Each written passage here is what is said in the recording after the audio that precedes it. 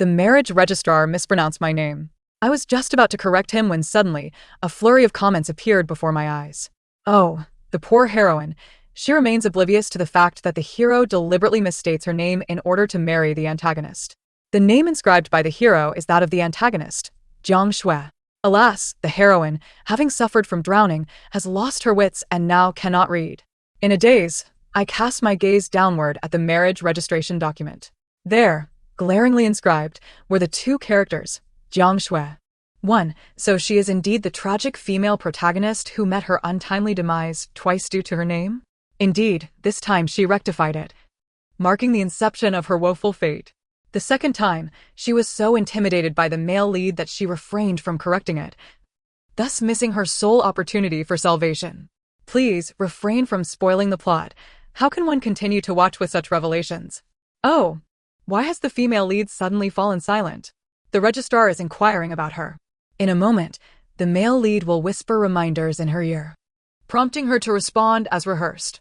As I perused these words, my recently awakened mind became thoroughly muddled once more. At that moment, Gu Wenlin leaned close, his tone laced with warning. Answer the registrar. Affirm that your name is Jiang Shui, quickly, or you shall receive no sweets. How wicked of the male lead to bully a fool. Can a villain also play the role of the male lead?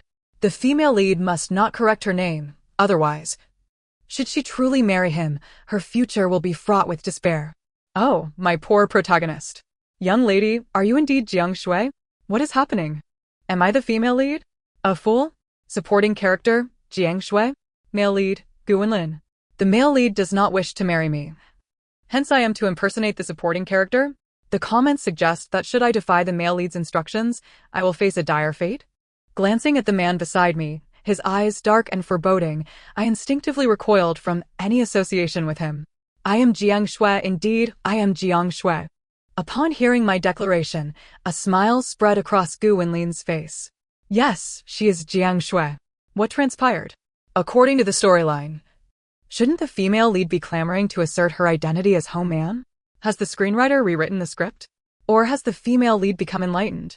Or perhaps, has she been reborn? 2. After the marriage registrar verified identities, he affixed a stamp upon the marriage certificate bearing the name Jiang Shui. As the stamp fell, Gu Wenlin visibly exhaled in relief.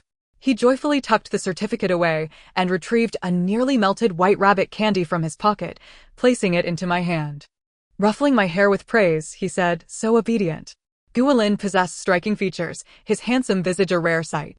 Were it not for the comments warning that defying him would lead to my demise, I would undoubtedly be eager to wed him. Exiting the marriage registry, a throng of people surged forward. A middle-aged man and woman stood at the forefront. The man inquired, well, did you receive the certificate? Under their expectant gazes, Gu Wenlin waved the marriage certificate. Indeed, we have received it. Are you now satisfied? The middle-aged couple's faces lit up with joy. Wonderful, wonderful, it's all good. This middle-aged couple must be the male lead's parents, and those behind them are relatives summoned to prevent him from fleeing, right? Indeed. They remain blissfully unaware that their son has registered his marriage with another woman right under their noses. Haha. To have such parents compelling their son to marry a fool is indeed the male lead's misfortune. Were it not for the female lead's daring leap into the water to save them, the male lead's parents would have long drowned. And it was the female lead's exhaustion and prolonged submersion that resulted in her mental impairment. In that light, the male lead's parents appear to possess a sense of gratitude. Why should their gratitude come at the cost of their son's happiness? They are merely coveting the inheritance left to the female lead by her adoptive parents. Desiring to profit while fearing the village's ire, they pressure their son to marry a fool, thereby ruining the female lead's life. This world is fraught with peril. 3. Under the relentless barrage of comments, my befuddled mind cleared entirely. So, I have been reborn. After perishing from starvation in the pigsty on that winter's night, I have returned. The harrowing memories of my past life surged forth like a tidal wave. I was an orphan. My folly in rescuing the Gu parents from drowning led to my mental affliction. In gratitude, they, driven by greed for the inheritance left to me by my adoptive parents, coerced their son into marrying me. In my previous life, when the marriage registrar verified identities, I denied being Jiang Shui. Thus, Guilin and I became legally bound as husband and wife. Upon learning this, Jiang Shui, in a fit of anger, wed another. Guinlin's demeanor altered drastically, turning cold and cruel towards me. The Gu parents, having acquired my adoptive parents' inheritance, soon revealed their true colors. Under Gu Winlin's indulgence, they withheld food and water from me. Within the Gu household, I faced endless toil. The slightest transgression would result in brutal beatings. To conceal their abuse from the village, they imprisoned me at home, prohibiting my outings while cultivating a victim persona, painting me as a complete madwoman, not only insane but also vicious. A year later, Guilin and Jiang Shui overcame all obstacles to unite. My plight became even more dire. Jiang Shui harbored a deep hatred for me, blaming me for her impulsive marriage to a pervert. She channeled all her energy into tormenting me. Guilin remained indifferent. Were it not for the Gu parents' concerns about the village's perception, Jiang Shui would have surely ended my life. Eventually, one day, Guilin left with Jiang Shui. When I next saw them, they were clad in new attire, adorned with expensive watches, and laden with extravagant gifts. It was from that point onwards that the Gu family's fortunes visibly improved, while my situation deteriorated further. The Gu parents completely stripped me of my freedom, chaining me in the pigsty. Soon, I was on the brink of death. Before I succumbed, the Gu parents stood outside the pigsty, watching me. Their faces reflected delight at my impending demise. This fool is finally about to die. Now we can join our son in the city to enjoy life. After my death, my spirit wandered for what felt like an eternity, until one day I entered another body. I lived each day in a haze until the marriage registrar inquired about my name, and gradually, my mind began to clear. I had been reborn, no longer a fool. I could finally take control of my own life. For I was pulled onto a bullock cart by the Gu parents, shoved into the most jarring position at the rear. As in my previous life, they grasped my hand, their faces beaming with delight. Yet, I could distinctly see disdain lurking in their eyes. As the comments suggested, there are myriad ways to repay kindness. There is no need to sacrifice one's son's happiness. In my past life, I was too naive to comprehend. Fixated solely on marrying my brother Gu. This time, no longer foolish, I now discerned that their disdain for me was glaringly apparent. Marrying me was merely a strategic maneuver for them. The cart halted beneath the large locust tree at the village entrance. Gu mother disembarked to distribute wedding candies to the villagers. This is no festive distribution. She is merely proclaiming to the villagers that the female lead belongs to their family. No one shall dare to covet the female lead's inheritance. Look. A few individuals are departing. Those were the very ones plotting against the female lead's wealth. Now they are outmaneuvered by the Gu family. Surely they are seething with rage. They will undoubtedly return home to vent their frustrations on their wives.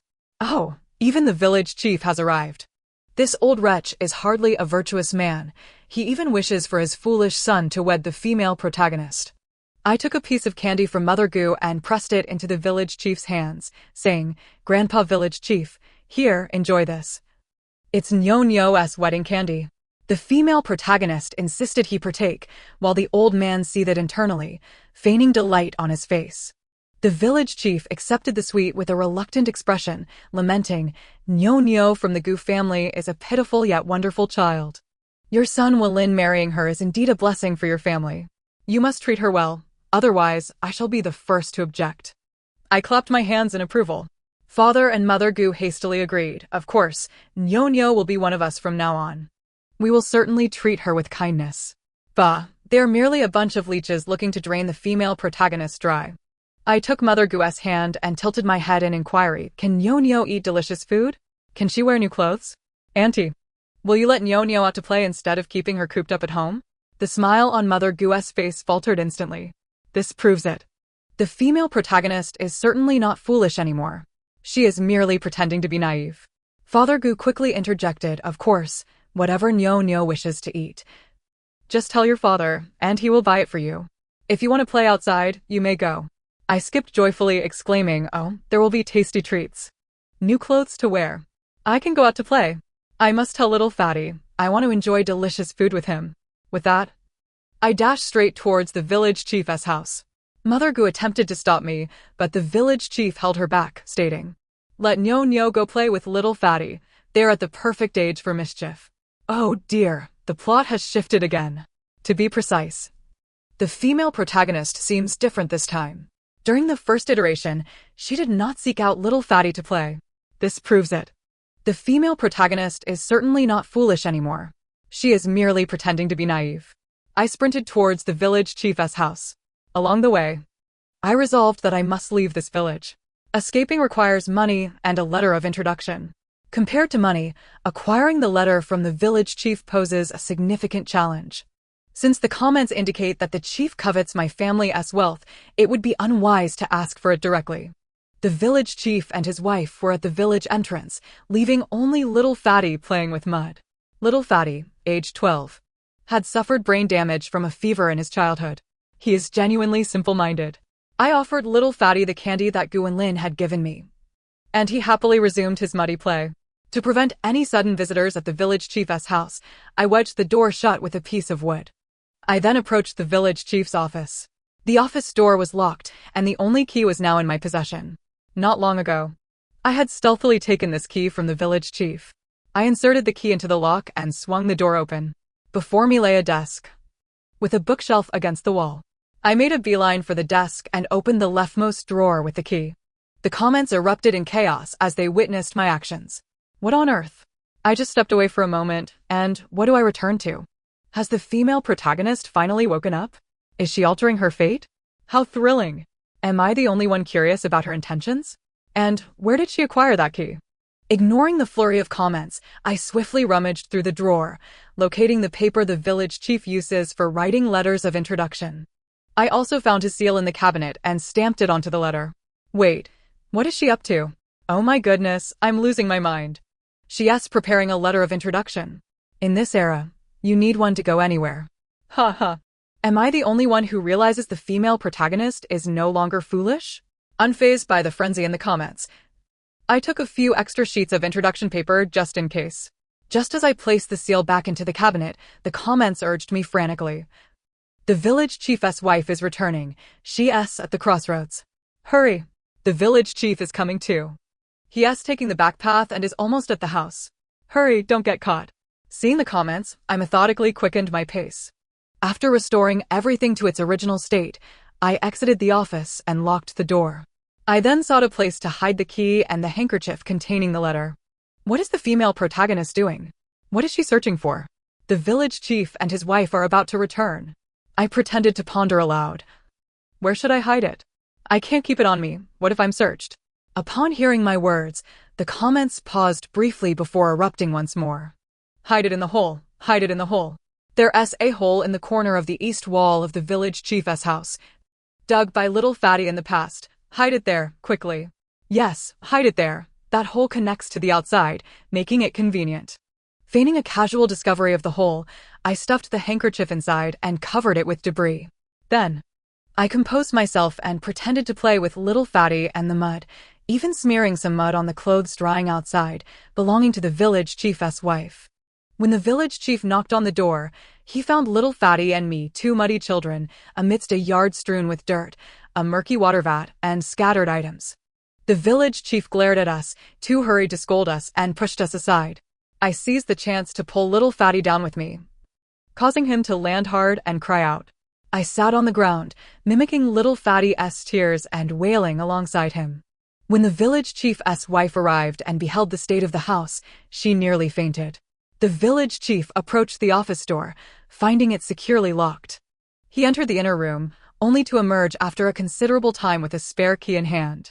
I grabbed little Fatty and hid at the doorway, watching as the village chief meticulously inspected the office, rifling through drawers and shelves, particularly taking out the money box and counting its contents. Once he confirmed that nothing was missing, he let out a sigh of relief. Phew, thankfully the female protagonist didn't take the money. I almost wet myself with fright. After placing the money box back, the village chief turned around and spotted little Fatty and me, our heads caked in dirt. His triangular eyes scrutinized my face, searching for any hint of guilt. Seeing my innocent expression, he called for his wife to search me. She, puzzled, complied with his request.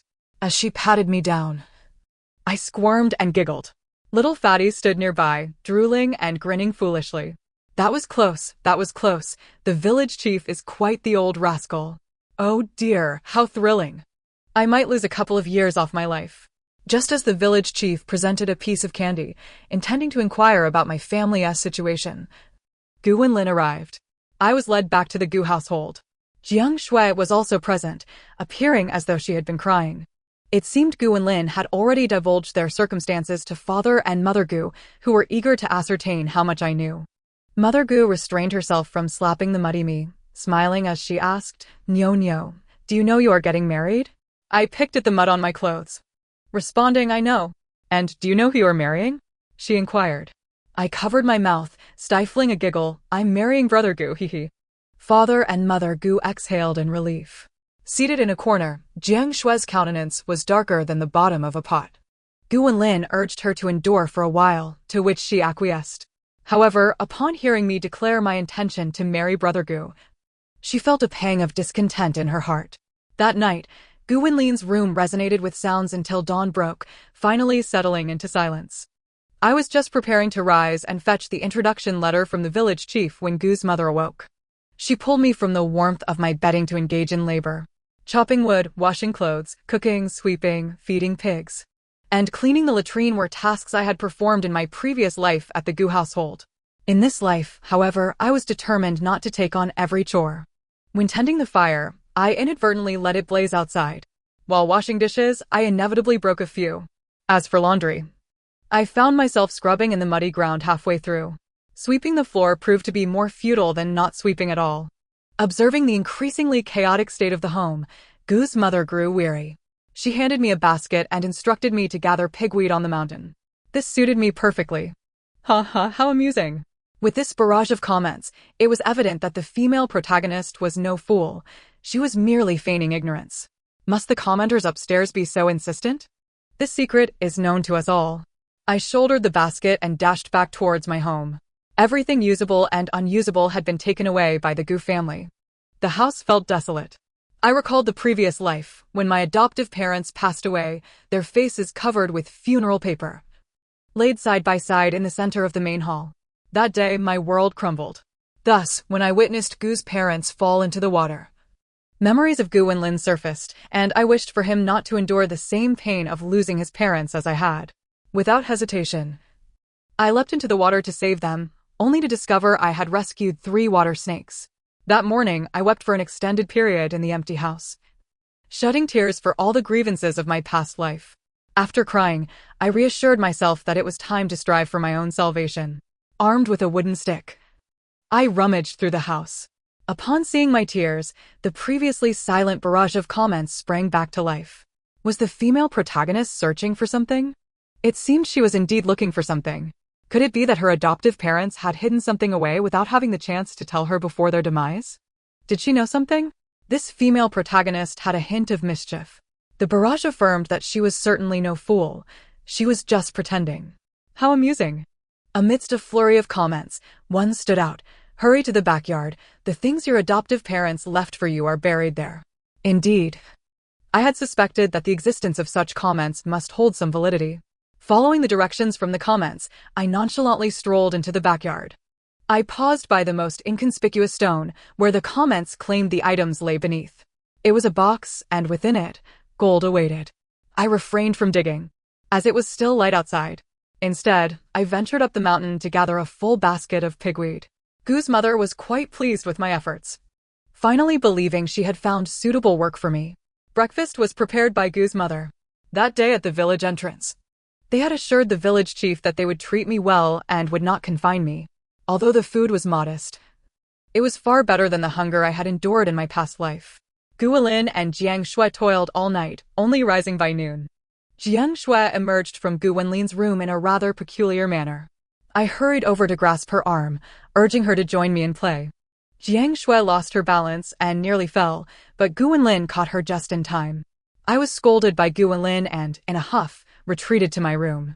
Gu Wenlin soon entered, holding a roasted sweet potato, and sat across from me, gently placing the potato into my hands while gazing at me with tenderness. He then initiated a conversation, weaving in various topics, and ultimately asked, "Nyo, do you know where your parents hid the good things? Here it comes." The male protagonist and his parents could hardly wait. I felt foolish, as by the end of my response, I was uncertain of what I had even said. The thought of my deceased parents brought genuine tears to my eyes. Consequently, Guilin expended considerable effort to console me.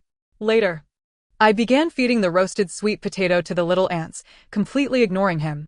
Guilin stormed out of my room in a huff, while Gu's father and mother waited at the door, reassuring each other not to fret. In the afternoon, Guilin returned once more, brandishing a large white rabbit candy, and inquired if I wanted some. My eyes sparkled with delight and longing as I nodded vigorously. Guilin proposed a game, leading me back to my home and claiming that my parents had hidden treasures within. If I could find them, he would reward me with the candy in his possession. How shameless of this male protagonist. He dares to entice the female protagonist's family wealth with a mere piece of candy. The comments erupted in outrage. Having consumed her family as assets is one thing, now, they've even caused her demise. What a sinister creature. Female protagonist, you have awakened. Do not let romantic folly blind you to the true nature of this scoundrel. Though he is the male lead, it does not alter the fact that he is a rogue. I chuckled inwardly at the barrage of comments. In my previous life, I had indeed harbored feelings for Guilin. Even after losing my wits, the affection lingered. Thus, when the marriage registrar asked if my name was Jiang Shui, I momentarily regained clarity. I wished to marry Guilin. However, having witnessed his true colors over a lifetime, how could I still love him? I only resented my current inability to rid myself of him. I extended my pinky finger to Guilin, sealing a pact. Pinky swear, 100 years without change. Whoever alters their commitment is the fool. I spat on my thumb and pressed it against Guilin's in agreement. Ha ha. The look of disgust on the male protagonist's face was priceless. He turned ashen. Female protagonist, I must commend you. I support you wholeheartedly. In a subtle jab at the male protagonist, I had also used my saliva to further irritate him. Amidst the laughter of the comments, I dashed around the yard, gathering small stones, grass from the corners, and even discarded chopsticks. I amassed a considerable collection before Guilin. Initially, he appeared somewhat amused by my earnest searching. But as I continued, his expression darkened once more. Haha, the female protagonist is simply adorable. If this continues, I fear the male protagonist may lose his mind. Will the male protagonist become violent? Female protagonist, be cautious. Given Guilin's history of mistreating me, I was certain of one thing: this man had violent tendencies. To prevent him from laying a hand on me, I took a small shovel and began digging at the hole in the corner of the wall. I had once witnessed a snake ensnaring a frog, intending to devour it, and although I had been terrified, I bravely rescued the frog. After being disturbed, the snake abandoned its prey and retreated into the hole. Although my mother later blocked the entrance with stones, I was curious to know if the snake still resided within. After a few digs, I uncovered an opening the size of an egg. Ecstatic, I called for Guilin to join me in digging. Guilin genuinely believed I had stumbled upon something valuable. Upon seeing the stone cavern, his brows furrowed. Did your parents hide something here? He inquired. I nodded, attempting to explain, though ultimately, I found myself at a loss for words. Guilin appeared equally bewildered. He suddenly felt that communicating with a fool was an arduous task. However, upon witnessing my unwavering determination, he gritted his teeth and picked up the shovel to begin digging. Thus, after a span of half an hour, a large pit emerged before us. The egg-sized hole remained, its destination shrouded in mystery. I found a stick and inserted it into the abyss, seemingly without end. Guilin, observing my serious engagement with the hole, suddenly realized that he might have been deceived by a fool. Sweating profusely, he slumped helplessly into the pit. Later, I returned home with Guilin. During dinner, the faces of those seated at the table were grim. Only I, having rummaged through refuse, was so famished that my stomach was pressed against my back. Gu's father took a puff of his dry tobacco, casting an ambiguous glance in my direction. Over the past few days, they had discerned that I truly was rather foolish, and they could not place all their hopes upon me. They were preparing to search for answers themselves. Nevertheless, during this time, they decided to allow Guilin to continue taking me to the house for amusement. Who knows? Perhaps one day I would suddenly recall something. I devoured my meal heartily. Their assumption that I was foolish and their open discussions about it in my presence pleased me immensely. That night, The bed in Gu Wenlin's room creaked throughout the night. Jiang Shue's cries were so loud that I feared Gu's parents might not be sleeping, and thus I refrained from venturing outside. The next day, Gu's mother indeed arose late, while Gu's father bore dark circles under his eyes. After all, they were getting on in years. I took 2 steamed buns from the basket and, carrying a backpack, went out to cut pigweed, taking a detour past the village chief's house. Seizing the opportunity when no one was around, I retrieved the introduction letter from the mouse hole and tucked it into my backpack. Next, I simply needed to excavate the items buried in the backyard by my adoptive parents. According to the rumors, there were several gold bars and some jade jewelry inside, along with items that could verify my identity. Once I acquired the belongings, I would exchange them for money on the black market to purchase a train ticket. I also needed to find a fountain pen to fill in the blank introduction letter. Not many possessed fountain pens in these times, but they were not entirely absent. I contemplated this as I unknowingly approached the village entrance. Suddenly, a stranger appeared across the way. The man held a piece of paper depicting what seemed to be the pigsty of the Gu family. Little girl, do you know whose pigsty in the village looks like this? My heart raced. What on earth is happening? Have the protagonist's biological parents come looking for her so soon? Isn't it supposed to be a year later? Was I still watching the same story? In the original plot, those seeking the protagonist held a jade pendant. Why now is it a drawing of a pigsty? This drama was becoming increasingly intriguing. Oh dear, is this really the moment to discuss such matters?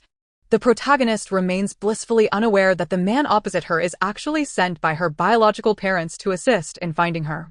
It seems as though the comments presume the protagonist can see the barrage of messages. From the comments, I had already deduced that I was not the biological child. Thus, was the message suggesting that in my past life, I had missed the one opportunity to save myself, represented by this very man? Just as I contemplated speaking, Gu Wenlin appeared behind me along with Gu's father and mother. Oh no, I've been caught by the male lead and his parents. What should I do? If only heaven would grant a wish, I would wish for the protagonist to see the comments. Not only has the protagonist become increasingly mischievous, but the comments have also taken on a wicked tone. Nyo, who are you talking to? Gu Wenlin asked the man warily. Gu's father and mother approached, their expressions guarded.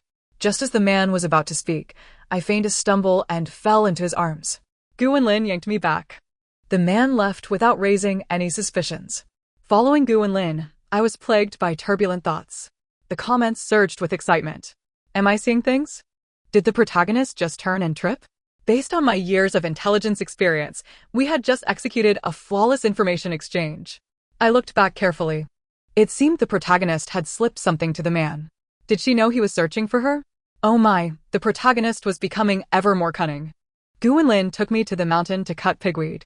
On our return, we were spotted by Jiang Shui, who lived across the way. In her quest to find the item hidden in my home, she and Gu Wenlin could only act as neighbors by day and lovers by night. Any attempt to hold hands during the day had to be done in secret. Consequently, seeing Gu Wenlin with me drove her to the brink of madness. Shortly after we entered the house, Jiang Shui came knocking. Brother Wenlin, my chair is broken. Can you help me fix it? Upon hearing this, Gu Wenlin instantly set down his backpack and followed Jiang Shui outside. As he reached the door, he turned to me and said, Nyo, you feed the pigs first. Gugu will take you to play later. He even threw me a charming wink.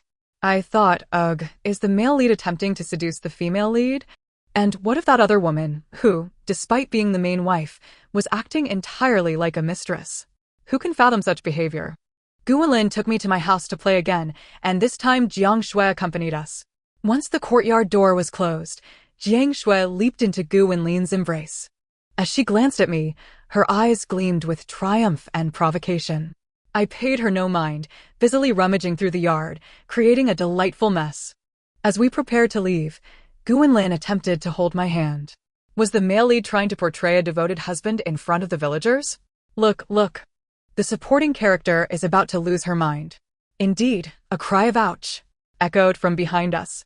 Jiang Shui was seated on the ground, clutching her ankle. A pitiful sight with tears brimming in her eyes. A perfect image of a beautiful woman in despair. Gu Wenlin, feeling sympathy, abandoned his pretense of affection for me and scooped Jiang Shui into his arms, rushing her home. The village head's wife and Aunt Wang exchanged acidic remarks behind us. "Nyo, your man is about to be snatched away." How tragic. With my parents gone, it seems my man may be lost as well. These villagers are insufferable, their words dripping with sarcasm. I feigned heartbreak as I dashed back home, relishing the gossip. That night, disregarding his parents' admonitions, Gu Wenlin ventured to Jiang Shui's house. I gauged the time, grabbed a hoe, and headed to my home. What does the female lead intend to do at this late hour? Could she have discovered where the items were hidden? The protagonist truly knew. Wow, this would genuinely propel her to the status of the leading lady. Under the moonlight, I located the stone and unearthed the box buried beneath it. Just as the comments had indicated, it contained several gold bars and some jade jewelry, along with 2 letters, one from my biological parents and the other from my adoptive parents. It turned out that my biological parents had not abandoned me intentionally, but had been compelled by dire circumstances to leave me at the doorstep of a household, hoping I would be taken in. Unfortunately, that family had moved abroad, leaving behind only a nanny who happened to be my adoptive mother. Later, I was adopted by my foster mother to prevent my biological parents from finding me. During those years, my adoptive parents frequently waited outside that household, yet there was never any news. In their letters, my biological parents expressed their profound love for me, assuring me that as long as they were alive, they would seek me out. Oh, how pitiable the protagonist is. Her biological parents are truly good people. However, later on, they were impersonated by the male lead and the female antagonist. But what is there to fear? The protagonist is no longer naive, and the narrative has entirely transformed. She will undoubtedly reunite with her biological parents. As I gazed at the comments rolling by, tears streamed down my face. It dawned on me that in my previous life, the Gu family's sudden prosperity was a deceitful act, stemming from the impersonation of my biological parents. No wonder they thrived while keeping me shackled with chains. No wonder. Just before my demise, Gu mother exclaimed, "At last, we can go to the city and enjoy life with our son." They were simply afraid that my awakening would disrupt their schemes. They're indeed far more despicable than I had imagined. The protagonist wept. "Oh, do not cry, dear one. Now that the documents have been found and the introduction letter is in hand, the stage is set for the protagonist's narrative. Once she attains sufficient strength, she will return to settle the score with the male lead's family." I filled in the pit I had dug. The yard was already riddled with holes. An additional one would hardly draw attention. Clutching the box, I exited the courtyard. As I stepped out, I had already secured the introduction letter on my person.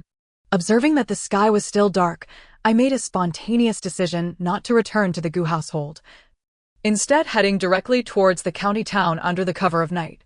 Is the protagonist truly leaving just like that? How abrupt. If not now, should I peruse the calendar for an auspicious day to depart? I couldn't shake the feeling that the man from earlier had something to do with the protagonist. The truth was unfolding upstairs. As I approached the village entrance, a figure suddenly appeared across the way, startling me into hiding in the grass by the roadside. It was Jiang He, the male antagonist. Jiang He? Isn't he Jiang Shui's older brother serving in the army? This is bad. In my previous life, his sister schemed against me. If he discovers me, will I be able to escape? I trembled in the bushes. Protagonist, it's Jiang He. What is wrong with Jiang He? Why is the comment section so agitated? Come out, Jiang He won't harm you. Why wouldn't Jiang He harm me? Although he is a soldier, he is also Jiang Shui's brother. What if he, like Gu Wenlin, is easily swayed by Jiang Shui's tears? Who would I turn to for justice? Regardless of the comments urging me to emerge, I remained hidden.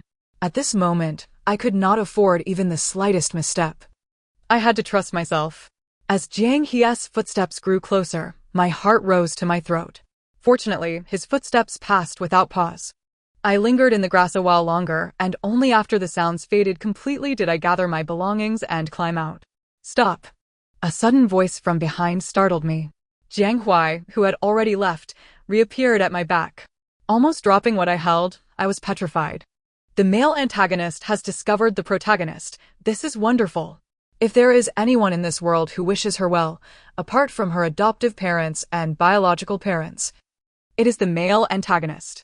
Protagonist, turn around and run into the male antagonist's embrace and cry. What kind of treacherous words are these? I turned around. Under Jiang He's command, I found myself pivoting. The beam of the flashlight illuminated my face, prompting me to shield my eyes with my arm. How, man? What are you doing here so late? Protagonist, the male antagonist has returned specifically for you. He knows your parents have passed away and thus rushed back. Wait. This doesn't add up. The male antagonist should have returned only half a month after the protagonist and the male lead registered their marriage. But the timeline doesn't match. Could it be the butterfly effect brought on by the protagonist's newfound cleverness? That doesn't seem plausible. A butterfly flapping its wings shouldn't impact someone thousands of miles away so swiftly. Could it be that the male antagonist has been reborn? The comments fell silent. I too fell into silence, overwhelmed by the influx of information that I needed to process. According to the comments, in my previous life, Jiang He had returned from the army in search of me. Protagonist, in the original narrative, the male antagonist sought you out at the Gu household upon his return, but was chased away by Gu and Lin, hence you never encountered him.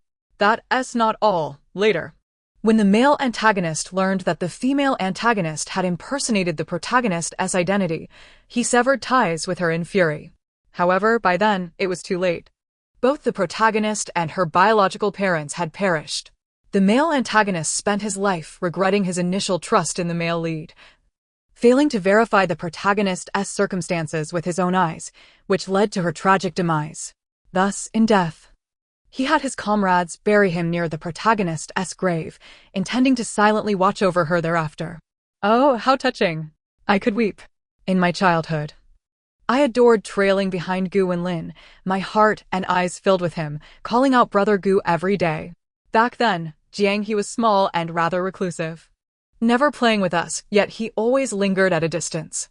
Whenever I approached him, he would turn and run, making me believe I must be unattractive. After he enlisted, we never crossed paths again. I cannot fathom that such a person, with whom I had little actual interaction, would do so much for me in my previous life. What brings you here so late? Come, I'll walk you home. Hearing his offer to escort me back sent me retreating a few steps in fright. No. I want to go back. With that, I turned and fled. Jiang He, seeing me sprint towards the village entrance, followed closely behind, unable to quell his concern. Being a soldier, he quickly caught up with me. Where are you going? It's late. I'll accompany you. It's unsafe for you to be alone. He did not let me stop, but kept pace with me until I could run no longer. The dawn was beginning to break, and it wouldn't be long before the Gu family realized I was missing. After some contemplation, I chose to trust Jiang He this once, though I wasn't prepared to divulge everything. My parents have passed away, and I must leave Dahuai village. After stating this, I immediately warned him. You must not tell your sister Jiang Shui, nor the Gu family, nor anyone in the village. Jiang He, upon hearing this, furrowed his brow in thought for a few seconds, refraining from asking why, and nodded in agreement. He actually agreed. I informed him that I intended to go to the capital but lacked the funds. Without hesitation, Jiang He produced money and purchased the nearest train tickets to the capital. Staring at the 2 tickets, I was at a loss for words. I can't leave you alone, he said, his eyes reflecting a joy and sorrow I couldn't comprehend. While waiting for the train, to prevent Jiang He from alerting Jiang Shui, I instructed him to stay directly in front of me, never leaving my sight for more than 3 seconds. Jiang He smiled, his eyes curving delightfully, revealing his pearly white teeth, far more charming than that scoundrel Gu Wenlin. To ease my mind, Jiang He insisted on having me accompany him, whether to buy food or use the restroom. I waited for him at the restroom door, my face as flushed as a monkey's rear, provoking a soft chuckle from Jiang He. After 2 days and nights aboard a train, Jiang He and I finally arrived in the capital city. Guided by the hints from the barrage of comments, I located the home of my biological parents. Indeed, as the comments had suggested, my birth parents were exceptionally kind-hearted individuals. The moment they laid eyes on me, they recognized me as their long-lost daughter. Nevertheless, I took out the letter they had left behind in the box. As for the jade pendant, I glanced at the man who had appeared in the village a few days prior, standing behind my biological parents, and smiled. I recounted to my birth parents the tribulations I had endured over the years, as well as the actions of the Gu family.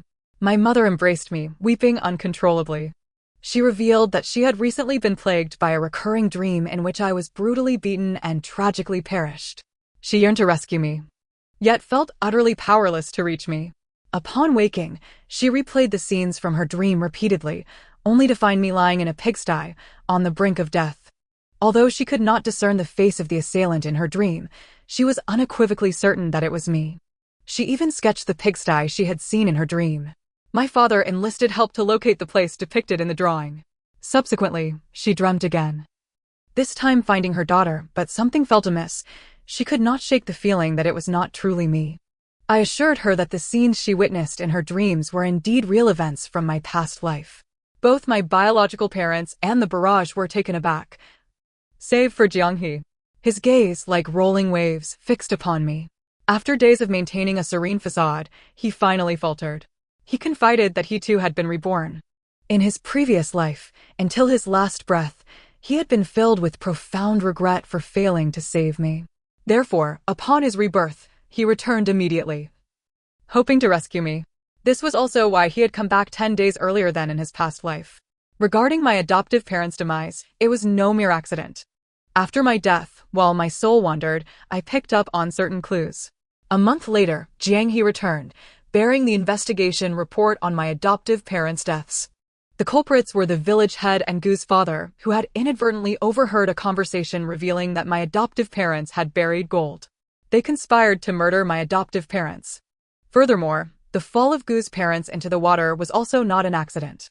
The village head and they had initially planned to drown me during my attempt to rescue them, however. They were forced to abandon their scheme when a bystander happened to pass by. As a result, I suffered prolonged submersion, leaving me mentally impaired. Gu's parents calculated that many in the village coveted my family's estate. If they wed me, they could rightfully claim my land and residence as their own. As for the gold, it would be unnecessary for them to search if I knew its whereabouts. They had meticulously devised their plans, never anticipating my swift recovery. Consequently, the village head and Gu's father and mother were sentenced to death for their conspiracy to harm my adoptive parents and me. However, the two who had inflicted the greatest suffering upon me in my past life, Gu Wenlin and Jiang Shui, could not be convicted this time, as they had yet to enact their malice upon me. After revealing this information, Jiang He departed, with our next encounter occurring 6 months later. He appeared even darker than before, his smile more enchanting. He disclosed that he and Jiang Shui were not actual siblings. After his previous departure, he severed ties with Jiang Shui and reclaimed the house and land left to me by my adoptive parents from Gu Wenlin. Aware of my reluctance to return, he facilitated the sale of the property on my behalf. He further informed me that Gu Wenlin and Jiang Shui were not faring well. They had become pariahs in the village, enduring disdain as the relatives of criminals. He handed me an iron box containing a bank book and countless receipts, explaining that it was the dowry he had accumulated over the years in anticipation of marrying me.